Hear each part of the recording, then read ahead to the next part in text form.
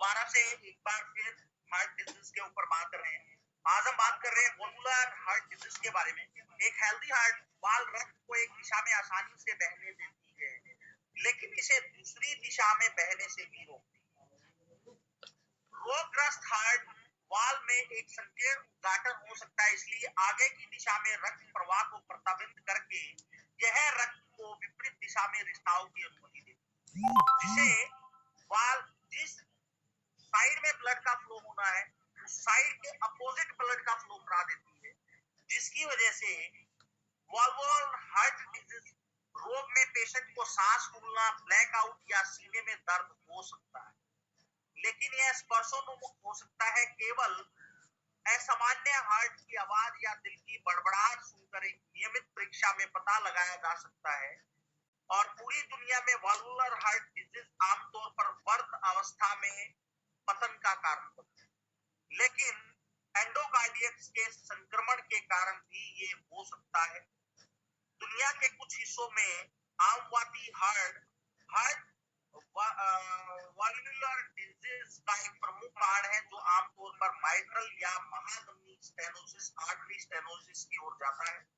शरीर की प्रतिरक्षा प्रणाली द्वारा स्ट्रेप्टोकोकल गले के इन्फेक्शन और पर प्रतिक्रिया के कारण होता है। स्ट्रेप्टोकोकल एक थ्रोट इन्फेक्शन होता है,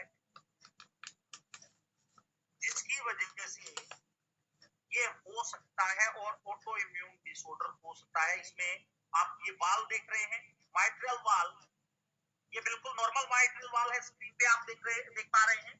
और इसमें एक रूमेटिक माइट्रल वाल है विद स्टेनोसिस।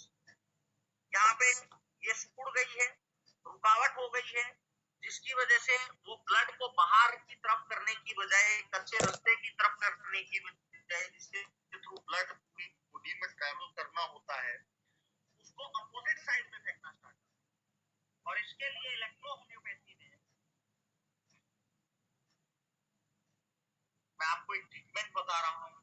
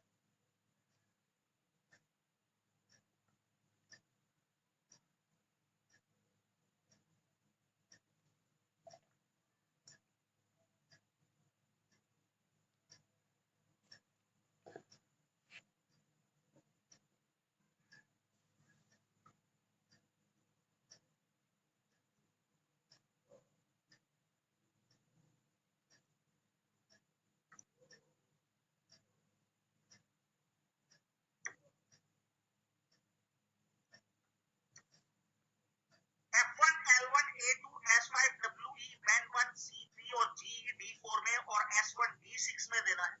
20 ड्रॉप्स पर 2 आवर। अगर पेशेंट को ब्रेथलेसनेस ज्यादा है तो उसको डायरेक्ट ऑन टंग दे देंगे।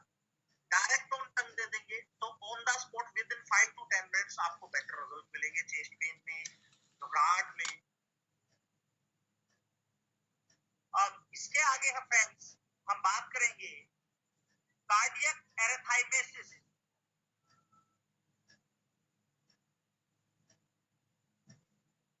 कार्डियक एरेथाइमेसिस एक स्वस्थ हृदय में, हेल्दी हार्ट में विद्युत आवेगों की तरंगें आर्टरिया या एंट्रियोवेंट्रिकल नोड या अंत में नीले सामान्य साइनस ताल के रूप में संदर्भित होने में फैलने से साइनस नोड में उत्पन्न होती है। ये सामान्य लय बाधित हो सकती है, असामान्य हार्ट बीट या स्पर्शन हो सकती है, धड़कन, ब्लैकआउट या सांस फूलने का कारण हो सकती है। कुछ प्रकार के आर्ट्रियम फैब्रिलेशन स्ट्रोक के दीर्घकालिक जोखिम के कारण, कुछ अतालता के कारण हृदय असामान्य रूप से धीरे धीरे धड़कता है, जिसे ब्रेडिकार्डिया या ब्रेडिथीरिमिया कहा जाता है। यह असामान्य रूप से धीमी गति से साइनस नोड या कार्डियक चालन प्रणाली है, जिसमें हृदय ब्लॉक, इसको भीतरी सतह होती है, जिसके कारण जो हार्ट की इंटरनल स्ट्रक्चर से उत्पन्न हो सकती है। कुछ आर्टरिया से उत्पन्न होती है, कुछ एंटी वेंट्रिकुलर नोड से उत्पन्न होती है, जबकि अन्य निलय से उत्पन्न होती है, जिसे वेंट्रिकुलर टिचिकार्डिया या कुछ शिफ्ट हृदय के भीतर निशान, जिसे वेंट्रिकुलर टिचिकार्डिया के रूप में जाना जाता है। टैचिकार्डिया एंड ब्रेडिकार्डिया ये कार्डियक एरिथाइमस के नाम से डिजीज है, जिसमें फोकल अनएक्सिबिशन के कारण होता है, जबकि अन्य अतिरिक्त असामान्य चालकों के कारण होती है, टिश्यू के कारण होती है, जो जन्मजात भी मौजूद हो सकती है। दिल की दौड़ का सबसे खतरनाक रूप वेंट्रिकुलर फाइब्रिलेशन है, जिसे वेंट्रिकल्स सिकुड़ने की बजाय थरथराते हैं और इलाज न किया जाए तो तेजी से घातक भी हो सकता है। ये नॉर्मल हार्ट है और ये आर्ट्रियल फाइब्रिलेशन है। इसमें सिकुड़ने की बजाय ये थरथराते हैं, इसमें कंपन होती है। इसके लिए आपको मैं ट्रीटमेंट आपकी स्क्रीन पे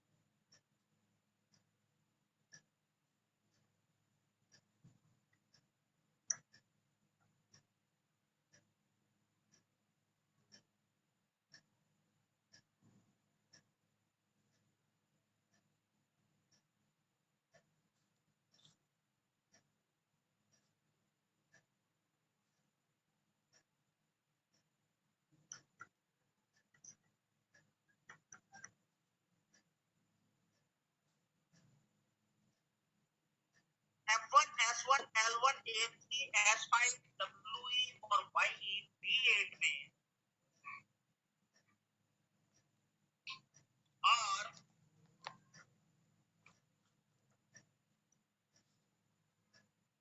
A3, S5,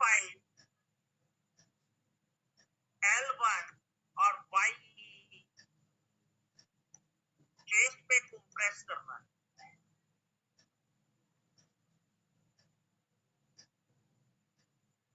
इसमें आपको बहुत मिरेकल रिजल्ट्स मिलेंगे।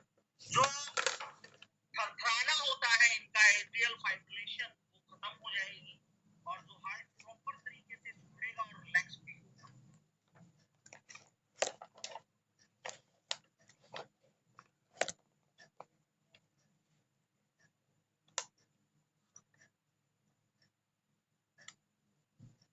एंड इसके आगे हम बात करेंगे पेरिकार्डियल डिजीज के बारे में। पेरिकार्डियल डिजीज स्वस्थ हृदय में विद्युतीय आवेग की तरंगें शेष आर्टरी या एंट्रियोवेंट्रिकुलर नोड और अंत में सामान्य साइनस ताल के रूप में संदर्भित होती है, जिससे साइनस नोड में उत्पन्न होती है और यह सामान्य लक्ष्य को बाधित हो सकती है, जिसमें असामान्य हार्ट बीट, धड़कन, ब्लैकआउट या सांस फूलने का कारण बन सकती है, जिसे आलिंद फाइब्रिलेशन स्ट्रोक के दीर्घकालिक जोखिम को बढ़ाता है। कुछ आताल के कारण हृदय असामान्य रूप से धीरे धीरे धड़कता है, जिसे ब्रेडिकार्डिया या ब्रेडिथर्मिया कहा जाता है। ब्रेडिकार्डिया, जिसमें असामान्य रूप से हृदय तेजी से बढ़ सकता है, उसे टैचिकार्डिया बोलते हैं या टैची एरिथीमिया कहा जाता है। यह अतालत कई रूप से ले सकते हैं। हार्ट के अंदर विभिन्न संरचनाओं से उत्पन्न हो सकती है। कुछ आर्टरियों से उत्पन्न होती है और कुछ एंट्रीवेंट्रिकुलर नोड से उत्पन्न होती है। आप फ्रेंड्स, ब्रेडिकार्डिया और ट्रैकिकार्डिया, ये दो ऐसे वर्ड आ रहे हैं आपके सामने जो पेशेंट को होते हैं, और ऐसे एक पेशेंट को मैंने भी देखा है। बट इससे पहले मैं आपको पेरिकार्डियल फ्यूजन का एक ट्रीटमेंट दूंगा, जिसमें बिल्डअप ऑफ फ्लूइड, जिसमें फ्लूइड बिल्डअप हो गया है कि आउटर लेयर ऑफ हार्ट के, जिसे build of fluid pericardial effusion, pericardial effusion. इसका ट्रीटमेंट आपकी स्क्रीन पे है।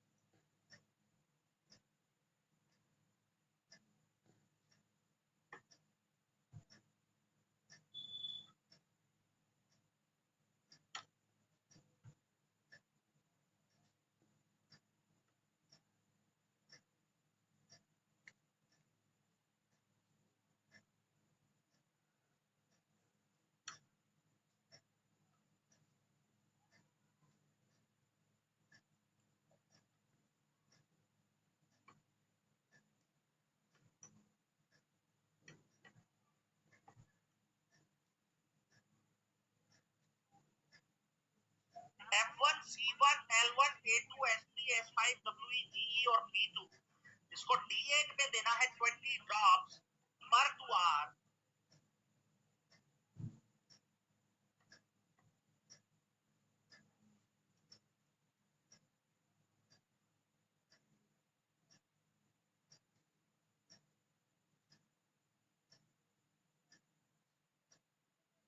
का कंप्रेस करना है ऑन चेस्ट, छाती पे इसका कंप्रेस करना है, लगाना है पेशेंट को।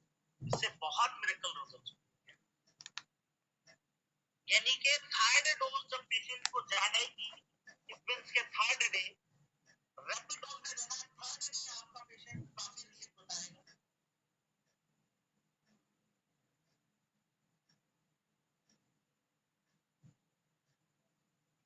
इसके आगे हम बात करेंगे एंजाइना पेक्टोरिस। एंजाइना एक प्रकार का सीने में दर्द होता है जो रक्त के प्रवाह की कमी के कारण होता है, जिससे कोरोनरी आर्टरी डिजीज का एक कारण बनता है, जिसे एंजाइना पेक्टोरिस भी कहा जाता है। इसमें छाती में दर्द, दबाव, भारीपन, जकड़न महसूस होती है। और एंजाइना के लक्षणों वाले कुछ लोगों का कहना है कि एंजाइना उनकी छाती को निचोड़ने जैसा महसूस करता है। छाती पर भारी वजन, एंजाइना एक नया दर्द हो सकता है जिसे आपको डायग्नोसिस करने की आवश्यकता है। बार बार होने वाला दर्द जो उपचार से दूर रह जाता है, ऐसे बहुत से पेशेंट हैं जो बोलते हैं कि जी मेरे को चेस्ट पेन होता है, वीकली होता है, 15 दिन में होता है, 20 दिन में होता है। तो एंजाइना का मेन रीजन है कि हृदय की मांसपेशियों में ब्लड सर्कुलेशन की कमी, रक्त के प्रवाह की कमी, जिससे रक्त ऑक्सीजन ले जाता है, जिससे हार्ट की मांसपेशियों को जीवित रहने के लिए ऑक्सीजन की आवश्यकता बहुत जरूरी होती है। जिसमें एस्कीमिया, जो डिजीज मैं पहले भी बता चुका हूँ आपको, एस्कीमिया स्टार्टिंग, जिससे हार्ट की मांसपेशियों को अगर प्रॉपर तरीके से ब्लड और ऑक्सीजन लेवल नहीं मिलेगा तो उससे क्या होगा, वो प्रॉपर तरीके से काम नहीं कर पाएंगी और हार्ट को ब्लड नहीं मिलेगा और हार्ट ब्लड को पंप नहीं कर पाएगा। तो जो ट्रीटमेंट आपने पहले इस्कीमिया में दिया है वही ट्रीटमेंट आपको इस डिजीज में देना है। वो मैं आपको पहले भी दिखा चुका हूं और अभी भी एक बार दोबारा से दिखा देता हूं।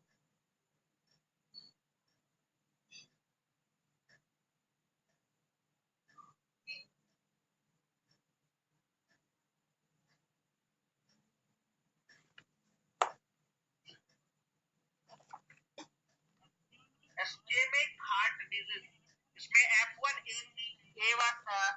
इसमें आप ट्रीटमेंट देंगे, ये हार्ट की मेडिसिन में।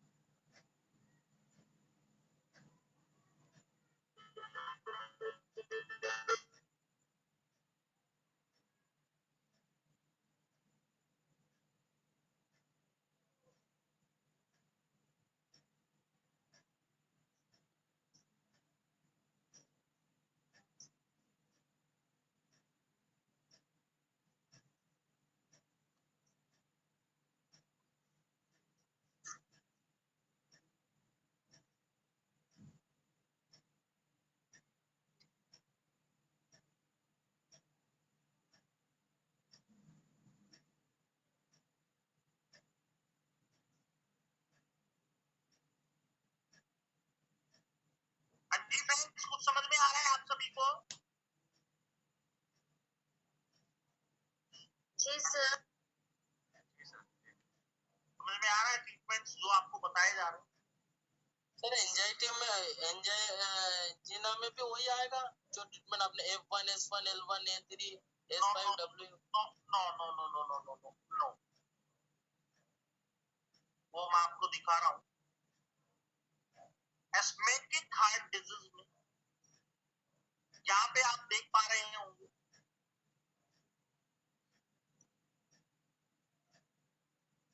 F1 C1 L1 A1 S1 D6।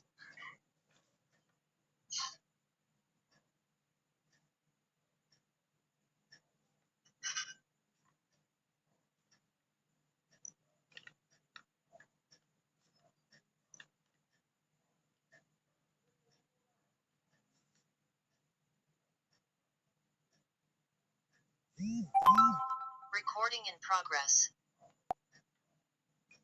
ये ट्रीटमेंट आपको देना है एंजाइना पेक्टोरिस में। A3S5B चेस्ट पे कंप्रेस करना है। विद इन 5 मिनट्स आपका पेशेंट पेन में रिलीफ बता देगा। और इसी की ग्लोबुल्स बना के आप दे सकते हैं अगर चेस्ट पेन ज्यादा हो तो ये सोल्विट्रेट की तरह काम करेगा। इसके आगे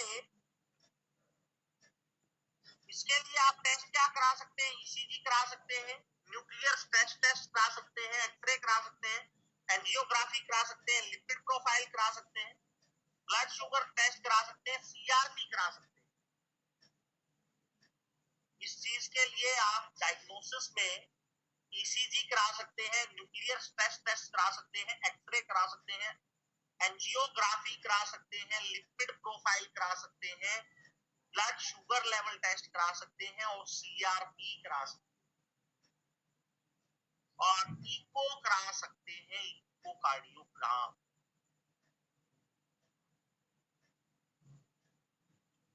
ये देख पा रहे होंगे आप स्क्रीन पे, एक नॉर्मल हार्ट में नॉर्मल आर्टरी है और एक ब्लॉक आर्टरी है। जब आर्टरी ब्लॉक हो जाएगी, उसका रास्ता कीर्ण हो जाएगा, पीड़ा हो जाएगा, जिससे ब्लड प्रॉपर तरीके से नहीं आएगा, तो प्रॉपर ब्लड की सप्लाई मिलेगी नहीं मसल्स को। अगर मिलेगी नहीं, ऑक्सीजन नहीं मिलेगा, तो प्रॉपर तरीके से वर्क नहीं करेगी। फ्रेंड्स, इसके आगे हम बात कर रहे हैं ब्रैडीकार्डिया के बारे में। बहुत बार मैं पहले भी इसका नाम आ चुका है। ब्रैडीकार्डिया एक सामान्य हार्ट, एक नॉर्मल हार्ट की गति की तुलना में हार्ट का आराम से धड़कना, यानी कि नॉर्मल हार्ट 60 मिनट में 60 से 100 बार, 1 मिनट में 60 से 100 बार धड़कता है। यदि अगर पेशेंट को ब्रैडीकार्डिया है, तो उसका हार्ट 1 मिनट में 60 से कम बार धड़कता है और पर्याप्त ऑक्सीजन, ब्लड, पर्याप्त ऑक्सीजन नहीं मिल पाता है, प्रॉपर ऑक्सीजन नहीं मिल पाता है, जिसकी वजह से उसको ब्रीथलेसनेस, घबराहट, और इसके कारण है उम्र बढ़ना, हृदय रोग, जन्म के समय हृदय रोग होना, हार्ट टिश्यूज का संक्रमण, मायोकार्डियाटिस, हार्ट की सर्जरी, हाइपोथायराइडिज्म, ब्लड में रसायनों का असंतुलन जैसे पोटाशियम और कैल्शियम का बढ़ जाना, नींद के दौरान बार बार सांस लेने में रुकावट, ऑब्स्ट्रक्टिव स्लीप एपीनिया, सूजन की बीमारी या फिर रूमेटिज्म, फीवर या ल्यूकस, इनकी वजह से भी ब्रैडीकार्डिया हो सकता है। इसके लिए हॉल्टर मॉनिटर प्रोसेस या फिर तनाव प्रशिक्षण एक टेस्ट, आप नॉर्मल हार्ट में और ब्रैडीकार्डिया में चेंजेस देख सकते हैं फ्रेंड्स, आपकी स्क्रीन पे दिख जाएंगे। और ये ईसीजी में भी दिखाया गया है नॉर्मल हार्ट की, और यहाँ पे ब्रैडीकार्डिया में आपके सामने स्क्रीन पे चेंजेस है। इसके लिए मैं आपको एक ही ट्रीटमेंट बताऊंगा, अगर उसको किया मैंने, इसके लिए मेरे पास आज भी पेशेंट है, 3 साल हो चुके हैं, वो बिल्कुल क्योर है। गंगाराम में उसने दिखाया, जयपुर गोल्डन में उसने दिखाया, बहुत बड़े बड़े हॉस्पिटल्स हैं। आज वो पेशेंट 3 साल हो चुके हैं, बिल्कुल ठीक है, और बहुत सी क्लासेस में मैं उनको रूबरू भी करा चुका हूँ।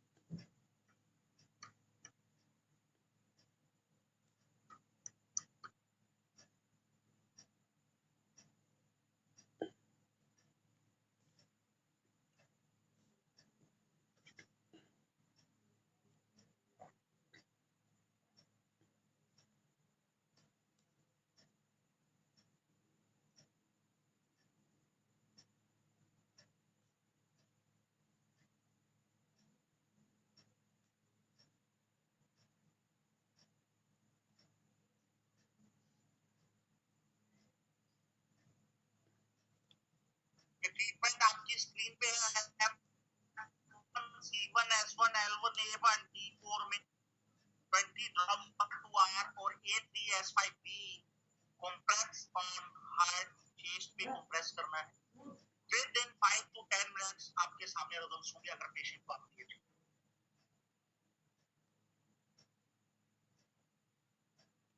इसके आगे फ्रेंड्स हम बात करेंगे टैक्सीकार्डिया के बारे में। टैक्सीकार्डिया में जो नॉर्मल हार्ट बीट होती है 100 बीट प्रति मिनट होती है, अगर इससे कम हो जाए तो यह टैक्सीकार्डिया का कारण बनता है। दिल का तेज धड़कना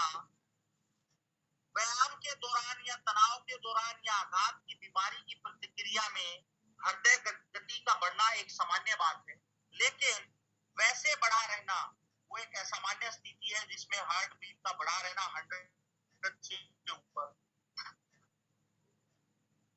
जिसमें दिल की धड़कन का रुकना और अचानक MI का पेशेंट हो सकता है, कार्डियक अरेस्ट आ सकता है। इसके लिए कारण क्या क्या है?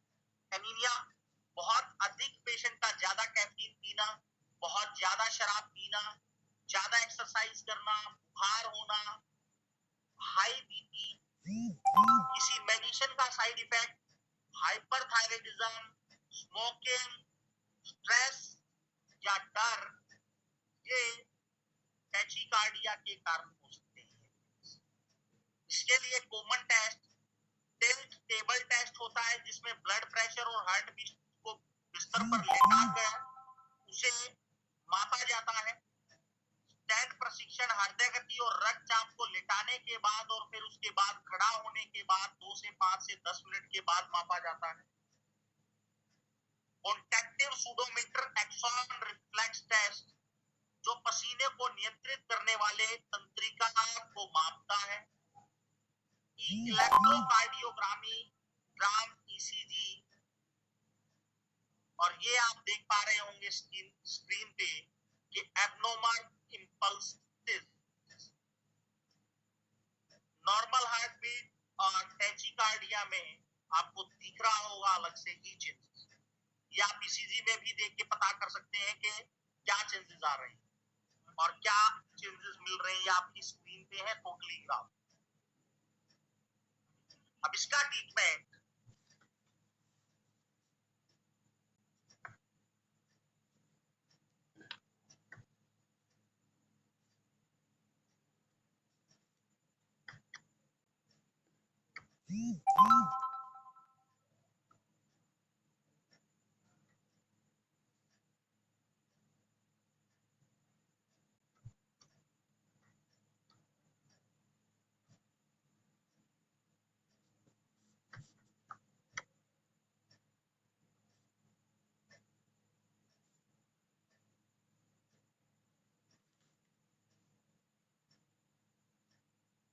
ये रैपिड डोज में देना है, बहुत मिरेकल रिजल्ट्स मिलेंगे आपको। और फ्रेंड्स, कल फिर दोबारा मिलेंगे हम एक अलग सिस्टम के साथ, अलग क्लास के साथ, Recording अलग stopped. तरीके से।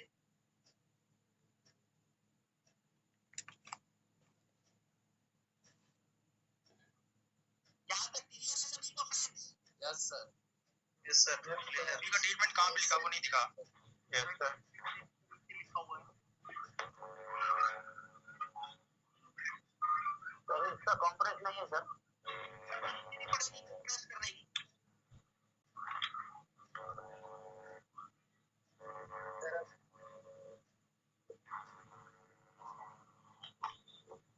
सर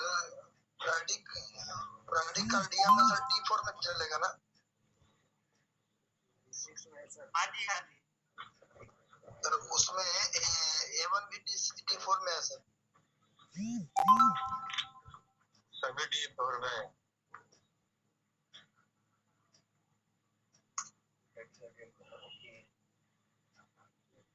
ब्राडिकार्डिया में बीपी लो होता है।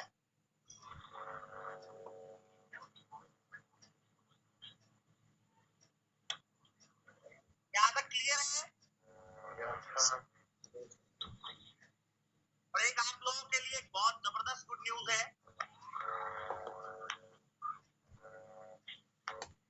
आप लोगों के लिए 1 महीने हमारा एक नया ऑफर आ रहा है लाइफ टाइम के लिए आप लोगों के लिए,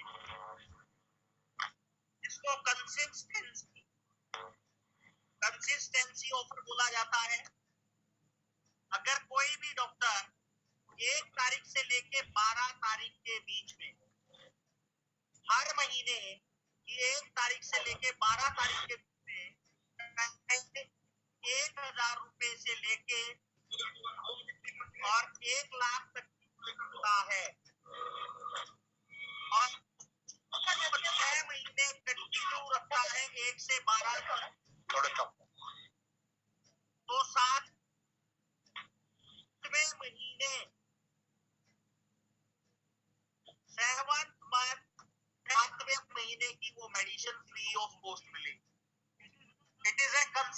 ऑफर, लेकिन ये ऑफर 1 तारीख से लेके 12 तारीख के बीच में रहेगा।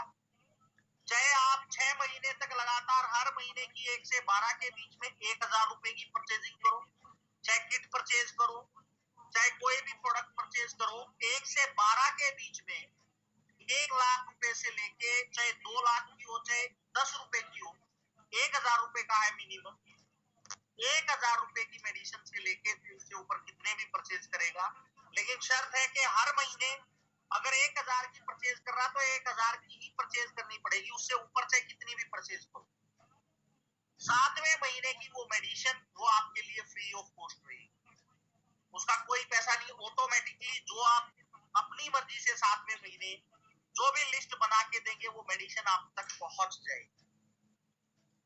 अच्छा सर, इसमें जैसे कोई व्यक्ति 5 शेयर का इस महीने खरीदा है ना, और अगले महीने सर वो 5 महीने 3-3 हजार का खरीदा है ना, तो वो सर 3-3 हजार का वो लास्ट में मिलेगा कि नहीं मिलेगा सर? सर हर महीने 3000 का खरीद रहा है और 3 महीने उसने 3 महीने खरीदा और अगले महीने फिर 5000 का खरीदा, उससे अगले महीने फिर 5000 का खरीदा, उससे अगले महीने उसने 3000 का खरीदा या 7000 का खरीदा, लेकिन मिलेगा 3000 का ही सर।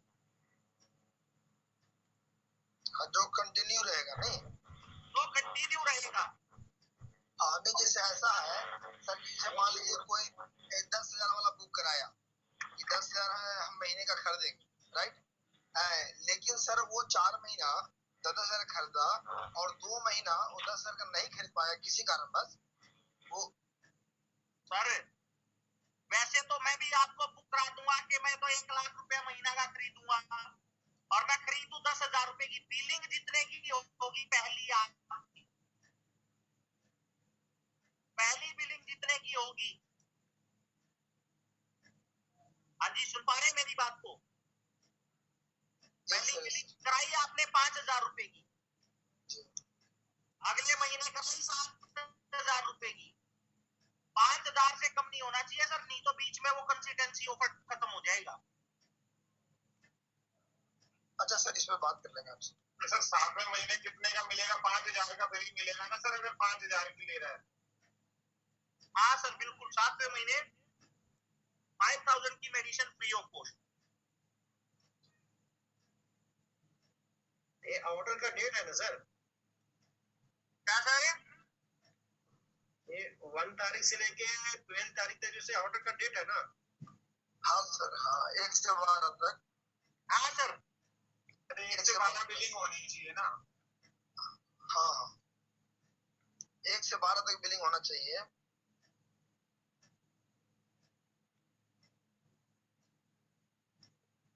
बताऊंगा आपको, साथ की साथ बिल मिल जाएगा आपको तुरंत, with in 5 minute bill, 5 minute में आपको बिल मिल जाएगा। हाँ सर, हो जाएगा उसमें कुछ। ये आप लोगों के लिए ऑफर है, आप कितना आगे बढ़ना चाहते हैं। मैं ये नहीं कह रहा कि आप हर महीने 20,000 का परचेज करो, क्योंकि जब तक हमारे पास हथियार नहीं होंगे तो हम लड़ाई क्या लड़ेंगे साहब? अगर किसी नहीं होगी तो क्या ट्रीटमेंट दे पाएंगे? हाँ जी। और दूसरी चीज, हमारा लेफ्ट और राइट कॉम्प्रेस, हमारा लेफ्ट और राइट कॉम्प्रेस पेन मैनेजमेंट में बहुत बड़ा हथियार साबित हुआ है। सर एक बार आपका जोरदार क्लैपिंग। हाँ जी बताएं सर, एक बार आपका ग्रुप में सर सिम्स भेज दीजिए सर। क्या भेजूं सर? सर एक बार ग्रुप में मेडिसिन सिम्स जो है ना सर, वो भेज दीजिए सर। कौन से ग्रुप में भेजूं? सर हमारा जो ग्रुप है ना सर, यस ग्रुप का। कौन से ग्रुप में है आप? सर मैं पहले कौन ग्रुप से का ग्रुप में है? पहले जो ग्रुप है वो ग्रुप पे है सर। इलेक्ट्रोपैथी नॉलेज ग्रुप जो है उसमें भेजिए। नहीं वो ग्रुप नहीं, पहले ग्रुप है सर। वो कुमार से सर इस नंबर पे मुझे व्हाट्सएप पे ऑलो लिख के भेजें। ठीक है सर, इस नंबर ठीक पे है। ऑलो लिख के भेजें। हाँ, ओके ओके। और सर हमारा लेफ्ट और राइट कंप्रेस बहुत बड़ा